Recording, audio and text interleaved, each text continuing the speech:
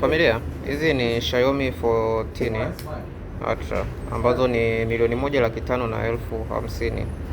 Very clean na ziko na boxi supplier, nimeambia ziko na maboxi yake very clean, it's like new. Haziko na moto. EPC moja ndio nimeweka hapa kwenye chaji moja. Sasa tuiwashe ili tuweze kuona kama itakubali kuwaka. Imeshaingia pasenti moja. Okay, tuwashe bonge moja la mashine.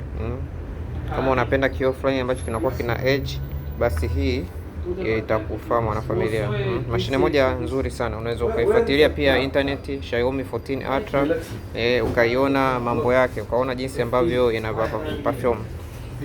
Haya, unaona chuma hicho, acheki chuma hicho mwanafamilia, bonge moja la chuma. Yuko na rangi hii, yupo na rangi ya blue na rangi ya kijani jeshi, ndo ambazo anazo. Ona display mwanafamilia, display hivyo amazing.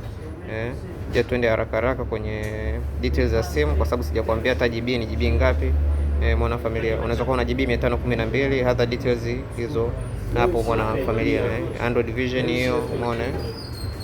Ukija kwenye upande wa RAM, ngoja tuone kama watatuambia RAM hapa. RAM sijui kaifichia wapi, lakini hivi vyuma mara nyingi vinakuwa vina RAM, unaweza kukuta hata ni umeona 16GB RAM plus 6 ambayo is almost like 20 ngapi, 22 nadhani.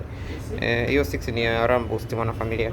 Ukija kwenye upande wa kamera, Xiaomi ni hatari sana kwenye upande wa kamera mwana familia. Mimi nicho ninachokuambia, huyu jamaa ni hatari, ana hatari sana. Unaona hizo details, unaweza kuona hivi vitu ni vidogo, lakini unaona hizo details. Unaona hizo details mwana familia. Huyu jamaa ni hatari sana kwenye upande wa swala la kamera.